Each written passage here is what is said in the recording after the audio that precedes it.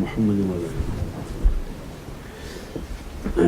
الحمد لله رب العالمين والصلاة والسلام على سيد الأنبياء والمرسلين وعلى آله الطيبين الطاهرين أما بعد أعوذ بالله من الشيطان الرجيم بسم الله الرحمن الرحيم ألف لام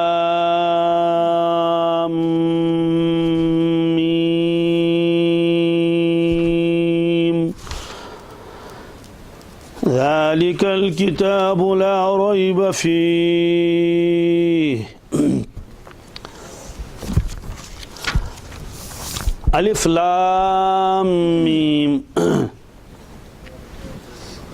پہلے میں اس کا خلاصہ بتاتا ہوں جو کل ہو چکا کہ ایمن چون حروف مقطعات کیا اور اصل معنی امیک معلوم اللہ تبارک تعالیٰ بیچ اللہ تبارک تعالیٰ پور معنی ات مز کیا اسرار رموز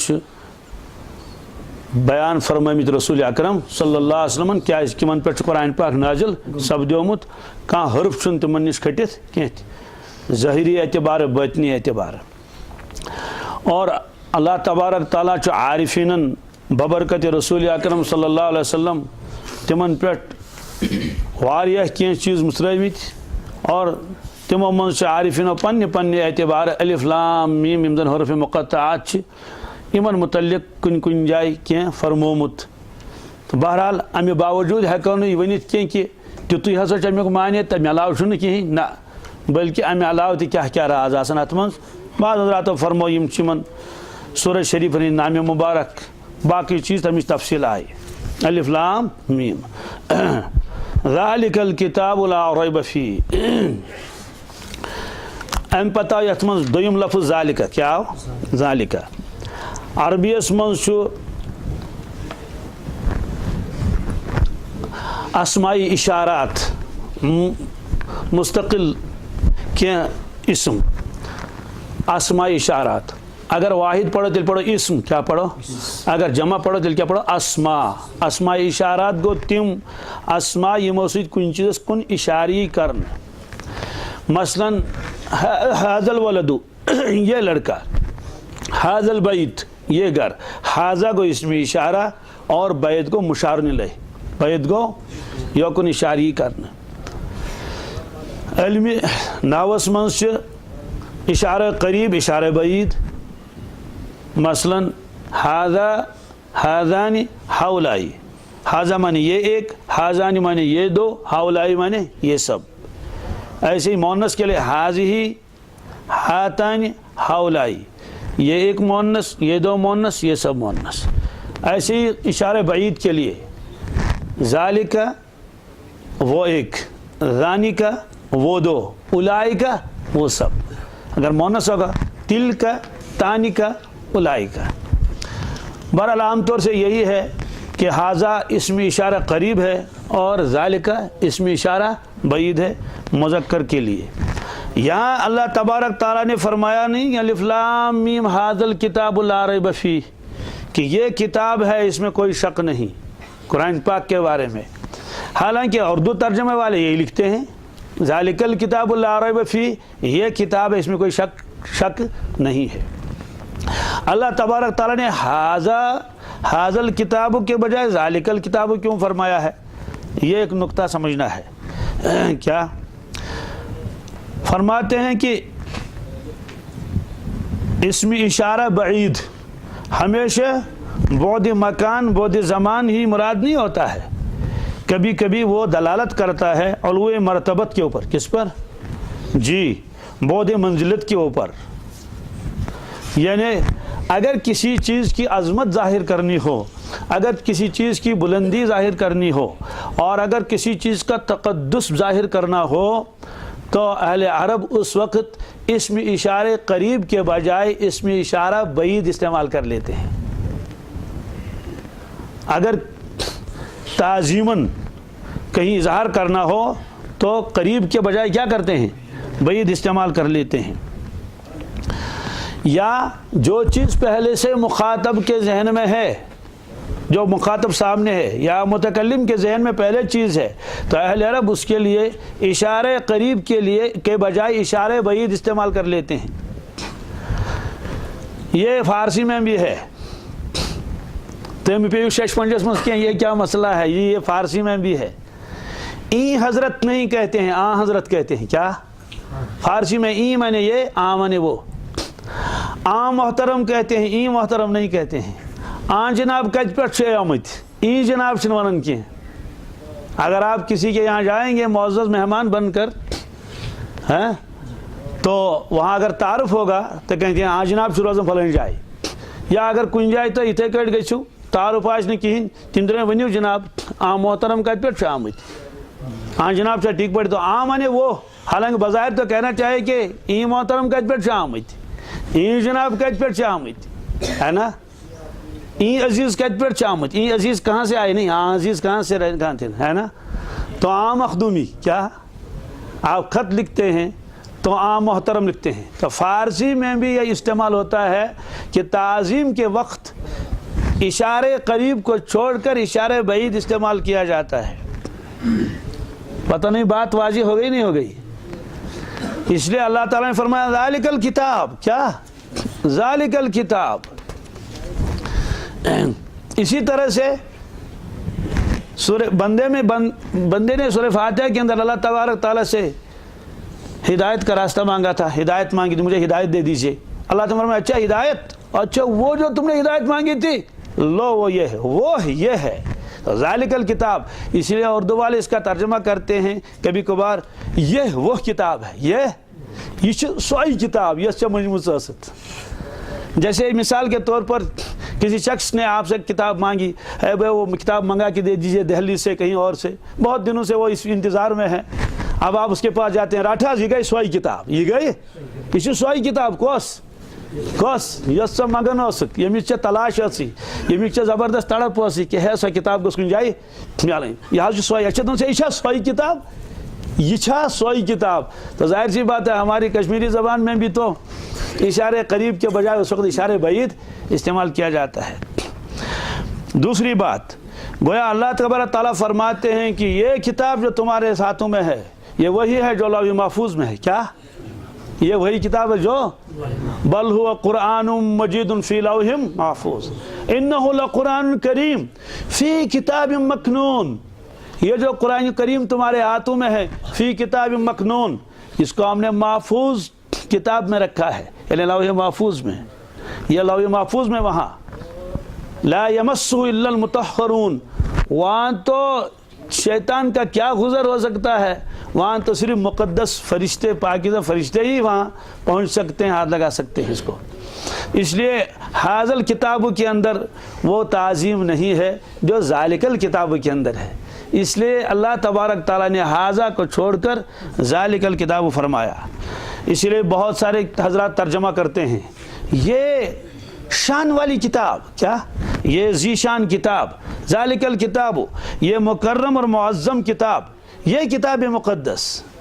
یہ تو مقدس اور معظم اور مکرم، یہ ترجمہ کہاں سے لایا آپ نے؟ کتاب کا ترجمہ تو کتاب، یہ جو ذالک اس میں اشارہ بعید ہوا یہ دلالت کرتا ہے اس کی عظمت کے اوپر، کس کے اوپر؟ تو خلاصہ یہ ہے کہ اس میں اشارہ بعید اہل عرب تعظیم کے موقع پر استعمال فرماتے ہیں، چونکہ یہ کتاب تو بہت زبردست کتاب ہے، اللہ اکبر، عظمت والی اور شان والی۔ اس لیے اللہ تبارک تعالیٰ نے اسی اصول کو نظر میں رکھتے ہوئے فرمایا ذالک الکتاب لا ریب فیہ۔ ایک عیسائی مجھے ملا، اب تو توبہ اس نے کی ہے، کہنے لگی کہ قرآن پاک کے اندر جو ہم کو شک و شبہ ڈالتے ہیں عیسائی لوگ کہ انجیل پڑھ لو قرآن پاک سے چھوڑ دو، کہتے کیوں؟ کہتے دیکھو حاضل کتاب ہونا چاہیے، ذالک الکتاب ہے، کیا ہے؟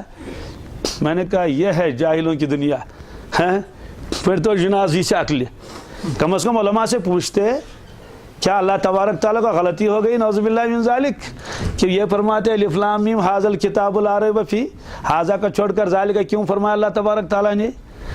تو ظاہر سی بات تھی اتنی حکمت ہے ان بیچاروں کو کہاں معلوم ہے، اس میں کیا کیا حکمتیں ہیں، اس میں کیا کیا تعظیم ہے۔ تو خلاصہ یہ نکلا اگرچہ ذالکہ اس میں اشارہ بعید کے لیے آتا ہے، لیکن جب تعظیم مراد ہو اس وقت قریب کے چیز کے لیے بھی ذالکہ کا استعمال کیا جاتا ہے۔ اس لیے بہت سارے اردو ترجمہ والے نے ترجمہ کیا ہے یہ وہ کتاب ہے، یہ بھی ترجمہ کیا، وہ بھی کتاب ترجمہ کیا، اس لیے کہ ذالکہ ترجمہ اگر اردو میں کیا ہوگا یہ کتاب ایسی ہے، اس میں کوئی شک شبہ نہیں ہے، تو ذالکہ کا ترجمہ یہی کریں گے اردو میں تو یہی کرتے ہیں، لہذا ذالکہ کو تعظیماً یہاں بیان کیا گیا۔ اب دوسرا لفظ ہے کتاب، ذالک الکتاب لا ریب فیہ۔ کتاب کس سے کہتے ہیں؟ کتاب مصدر ہے، کتاب کیا ہے؟ اور کتاب کا اصل ترجمہ ہے الضم، ضم مانے ملانا، ضم مانے یا جمع کرنا، اسی لیے اہل عرب لشکر کو کتیبہ کہتے ہیں۔ کیا؟ کتیبہ، چونکہ اس میں بہت سارے افراد جمع ہو جاتے ہیں، آتا ایک ایک ایک ایک ایک ایک یہاں تک لشکر بن گیا، چھوٹے سے لشکر کو کتیبتن کہتے ہیں وہ۔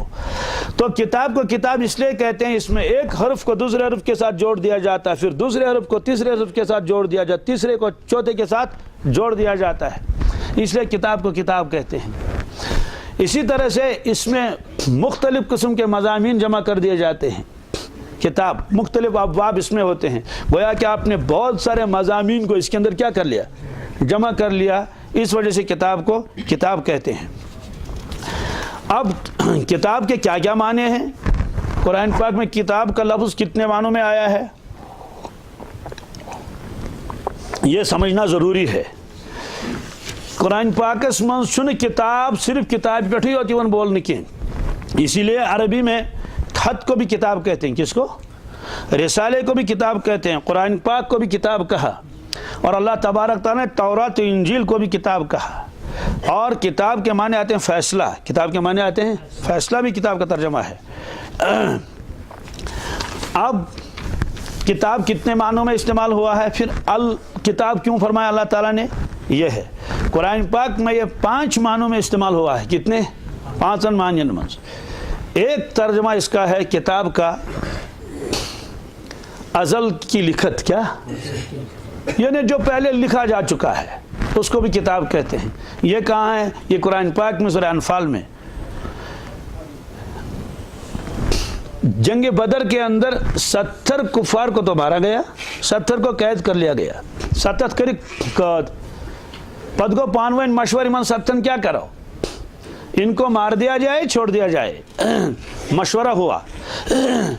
اللہ کے نبی صلی اللہ علیہ وسلم تو رحمت للعالمین ہے، وہ چاہتے تھے کہ کسی طرح سے یہ اسلام قبول کر لیں، ان کی آخرت بنے گی۔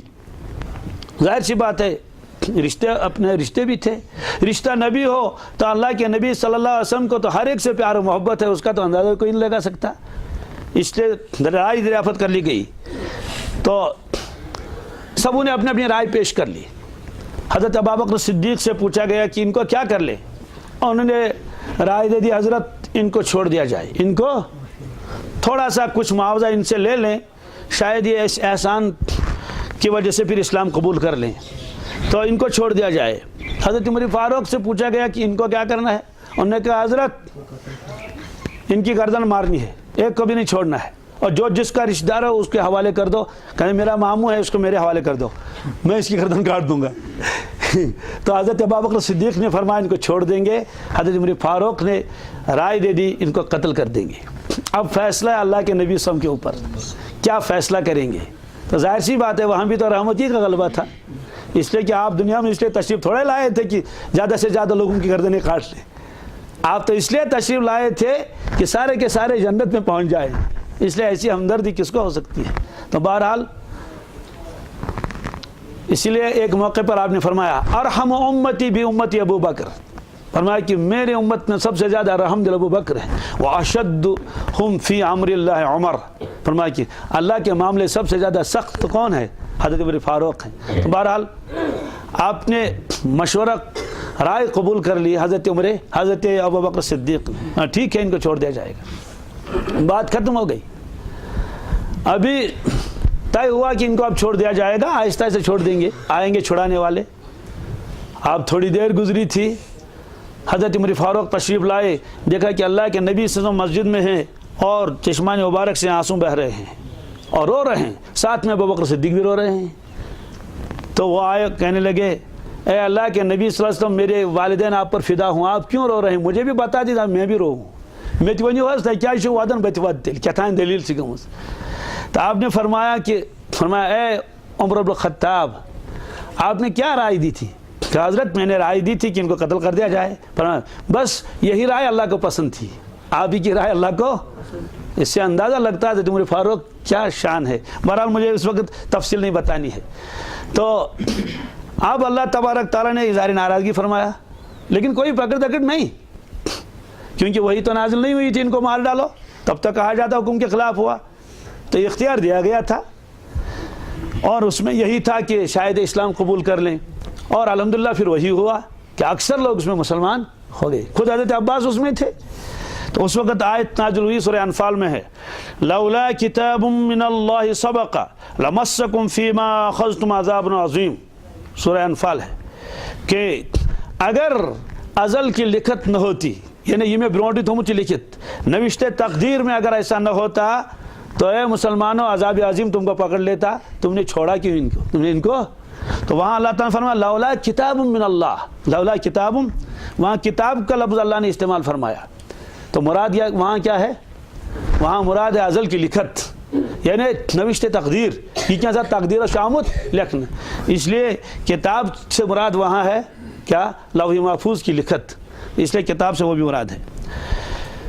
یعنی مطلب یہ ہے کہ اگر وہ لکھا گیا نہ ہوتا، جو کچھ مقدر میں تھا تو ایسا ہوتا، لیکن چونکہ اس میں بہت ساری مصلحتیں ہیں اس لیے عذاب نہ آیا. اور اللہ کے نبی صلی اللہ علیہ وسلم نے فرمایا کہ عذاب میں نے دیکھا یہاں تک آ گیا. وہ اصل میں اس کو موقت کرنے کے لیے، مضبوط بنانے کے لیے کہ دیکھو اگر ایسا نہ ہوتا تو عذاب ہوتا. عذاب کے آثار قریب آئے. آپ نے یہ بھی فرمایا اگر عذاب آتا تو سوائے حضرت عمر فاروق کے کوئی نہ بچتا مشورہ دینے والوں. حضرت کی ذات اقدس تو الگ ہے، ظاہر سی بات ہے. آپ کو تو رحمت للعالمین ہے، تو بس رحمت للعالمین کی وجہ سے آپ نے گوارا نہیں فرمایا کہ ان لوگوں کو کیا کر لیا جائے، مار دیا جائے. بہرحال وہاں بھی لفظ کتاب آیا. اسی طرح سے ریکارڈ اور رجسٹر کو بھی کتاب کہتے ہیں. یہ بھی قرآن پاک میں ہے وَعِنْدَنَا كِتَابٌ حَفِيظٌ. اللہ تعالیٰ فرماتے ہیں ہمارے پاس تو ایک محفوظ رجسٹر ہے. کیا ہے؟ کتاب حفیظ. ہمارے پاس ریکارڈ محفوظ ہے. سب جو انسان کر لیتا ہے وہ ہم نے کیا رکھا ہے؟ اپنے پاس محفوظ رکھا ہے. یہ سورہ قاف میں ہے. اسی طرح سے قرآن پاک میں کتاب خط کے معنی میں ہے. کس کے؟ خط. کہاں؟ حضرت سلیمان علیہ السلام نے ہدہد کو بھیجا کہ یہ خط لے کے جاؤ ملک سبا کے پاس، بلقیس اس کا نام ہے. وہ تو ہدہد نے پہلے بتائی تھی بات کہ بگوس فلین علاقہ میں تچا خاتون اک سشتمن بادشاہ. اب جو خط ان کو دے دیا اور وہ خط جو وہاں لے کر گئے تو بڑے دربار میں اس کے پاس نہیں ڈالا. عجیب بات لکھی ہے. وہ ہدہد بھی کتنا عقل مند تھا. کہا کہ جب دربار وربار ختم ہوا اور وہ جو بلقیس گئی اپنے کمرے میں لیٹنے کے لیے اور چارپائی پر اس نے وہ جو ہے لیٹ گئی تو ایک روشن دان تھا چھوٹا سا، وہاں سے ہدہد داخل ہوا اور خط اس کے اوپر ڈال دیا تو سینے کے اوپر گرا. وہ حیران ہو گئی خط کہاں سے آ گیا. خط جو کھولا تو وہ سلیمان علیہ السلام کی جانب سے تھا. اس کے بعد انہوں نے درباریوں کو جمع کر کے لایا. قرآن پاک فرماتے ہیں قالت یا ایھا الملوک، قالت یا ایھا الملأ، کہ اے دربار والو، اے یعنی مشیرو. قالت یا ایھا الملأ انی القی الی کتاب کریم، انی القی الی کتاب کریم، میرے پاس ایک بہت ہی معزز خط پہنچا ہے. یعنی ڈالا گیا میرے اوپر کیا؟ ایک معزز خط. تو وہاں لفظ کتاب آیا انی القی الی، ڈالا گیا میرے اوپر کتاب کریم، ایک بہت ہی معزز خط. یعنی وہ خط بھیجنے والا بھی معزز ہے، محترم ہے. اور ساتھ میں یہ بھی فرمایا کہ اس کی عبارت سن لو انہ من سلیمان، یہ خط سلیمان علیہ السلام نے لکھا ہے. وَإِنَّهُ بِسْمِ اللَّهِ الرَّحْمَنِ الرَّحِيمِ، اور اس خط کا شروع کیا ہے؟ بسم اللہ الرحمن الرحیم. اللہ تعالیٰ علیہ واتونی مسلمین. کہتے ہیں ایسے جلال والا خط کائنات میں شاید ہی کسی نے لکھا ہو. جلال والا خط ہے. کیا؟ سیدھے لکھ دیا انہ من سلیمان. اس لیے بعض حضرات نے فرمایا کہ بھائی جب کوئی خط لکھے تو اپنا نام اوپر لکھ دے تاکہ خط پڑھنے سے پہلے ہی پڑھنے والے کو معلوم ہو جائے گا کہ اس کا مرسل کون ہے. اس کا مرسل مانے بھیجنے والا ہے، جو اس خط کو بھیجنے والا ہے. اور مرسل الیہ جس کے پاس بھیجا جائے گا وہ مرسل ہے، مرسل الیہ.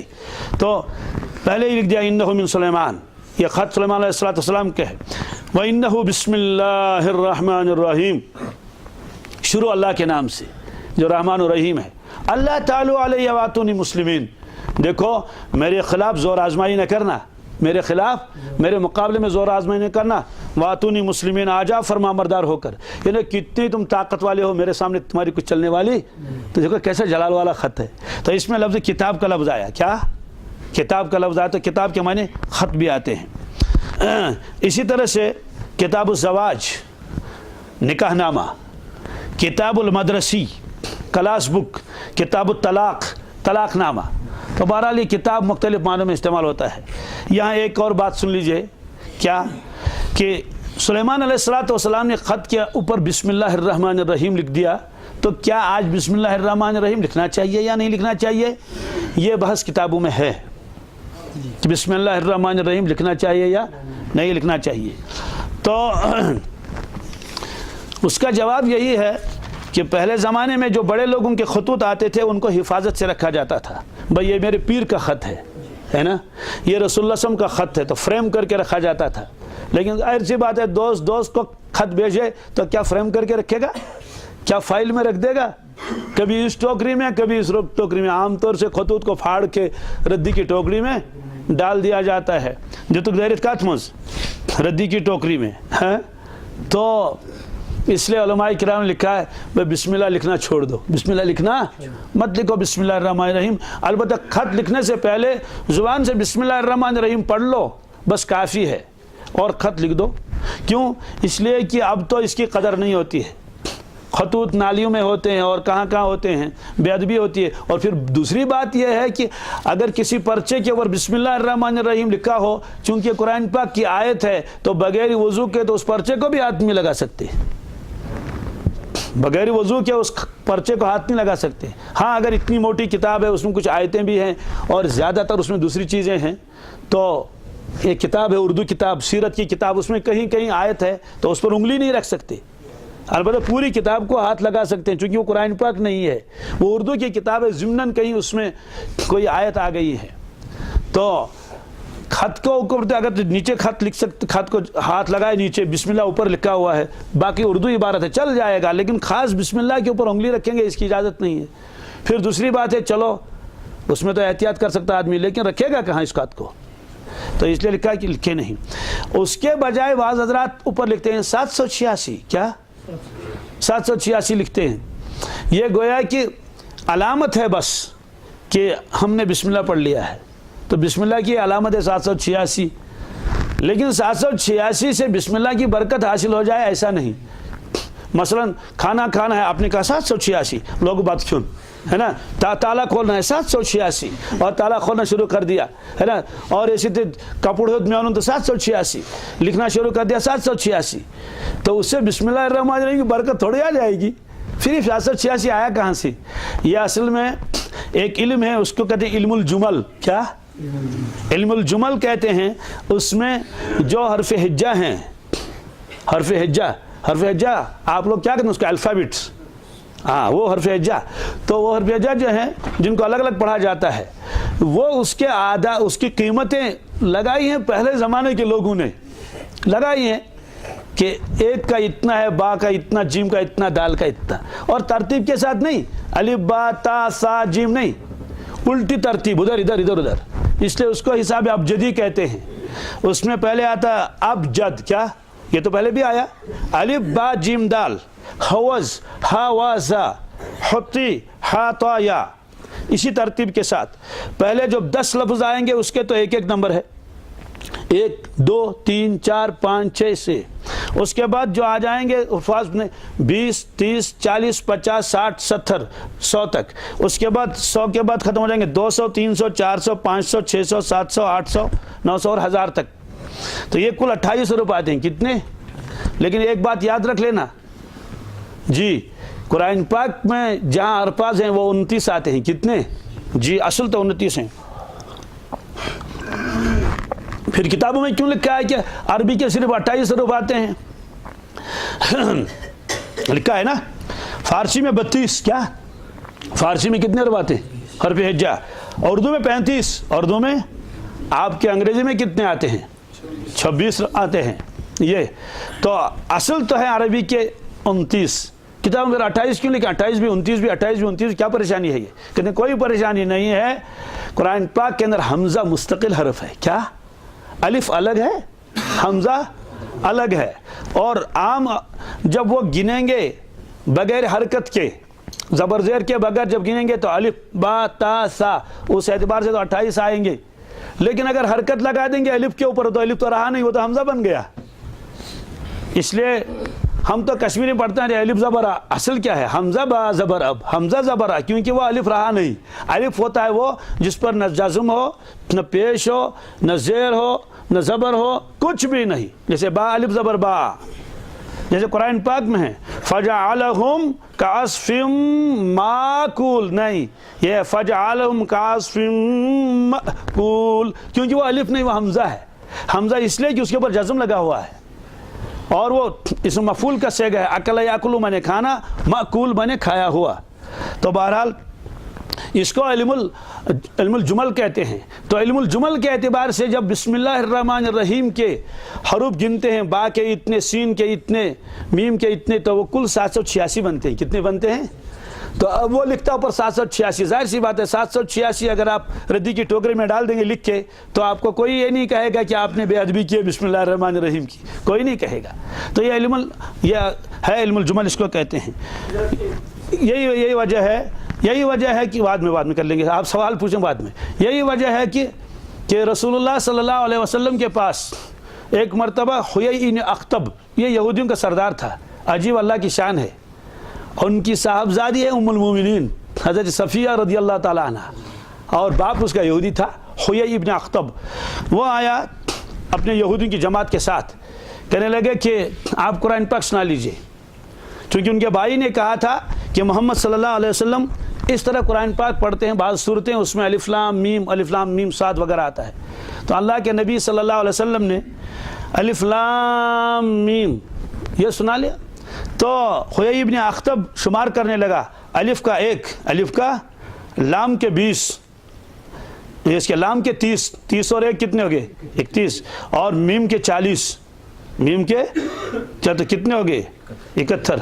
کہنے لگے او بس آپ کے تو اس کے 71 سال کی وہ ہے آپ کے دین کی عمر، اتنی ہی ہے، باقی نبیوں کو تو نہیں بتایا گیا.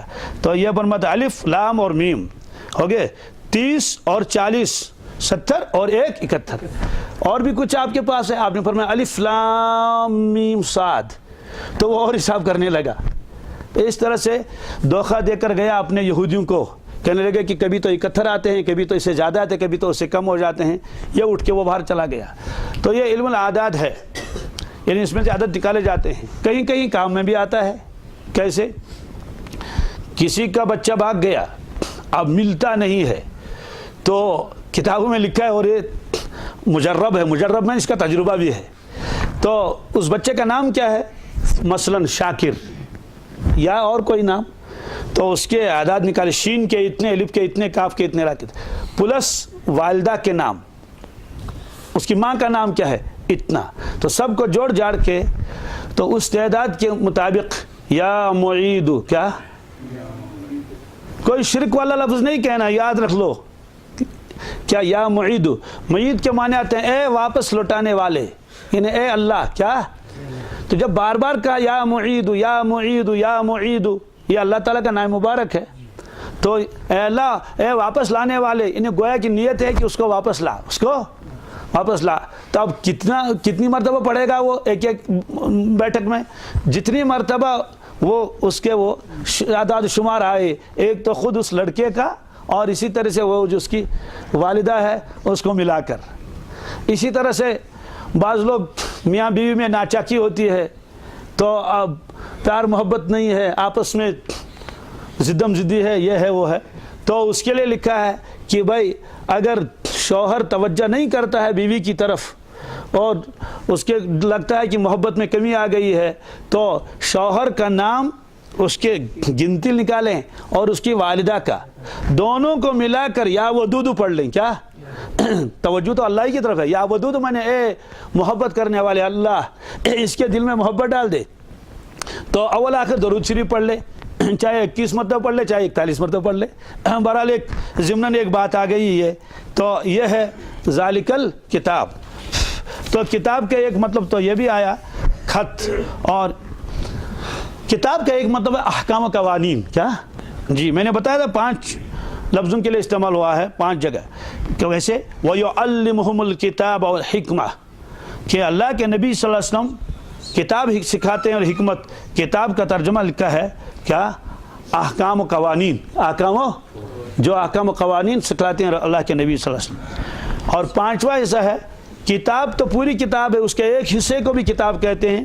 جیسے قرآن پاک میں ہے أَلَمْ تَرَ إِلَى الَّذِينَ أُوتُوا نَصِيبًا مِّنَ الْكِتَابِ، آپ نے دیکھا ان لوگوں کی طرف جن کو کتاب کا ایک حصہ دیا گیا ہے. مراد ہے اہل کتاب یہود و نصارہ. یدعون الی کتاب اللہ لیحکم بینہم، ان کو دعوت دی جاتی ہے کہ آ جاؤ اللہ کی کتاب کی طرف تاکہ اللہ کی کتاب تمہارے درمیان فیصلہ کر لے.